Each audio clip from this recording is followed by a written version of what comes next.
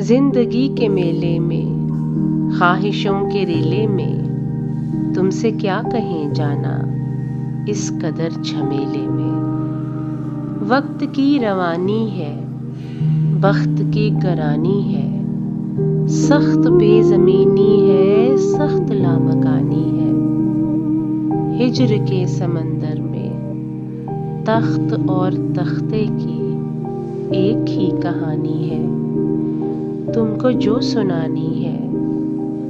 दर्द के समंदर में अनगिनत जजीरे हैं, बेशुमार मोती हैं। आँख के दरीचे में तुमने जो सजाया था, बात उस दिए की है, बात उस गिले की है, जो लहू की खलवत में चोर बन के आता है।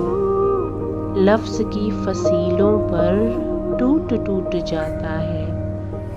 जिंदगी से लंबी है, बात रत जगह की है। रास्ते में कैसे हो, बात तख्लिये की है।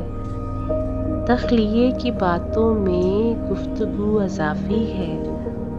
प्यार करने वालों को एक निगाह काफ़ी है। हो सके तो सुन जाओ एक दिन अकेले में, तुमसे क्या कहें जाना इस कदर झमेले में। शोहरा आफाक अदब पारों के लिए हमारे चैनल को लाइक करें, सब्सक्राइब करें और बेल आइकॉन को प्रेस करें ताकि हमारी हर नई आने वाली वीडियो की नोटिफिकेशंस आपको मिलते रहें।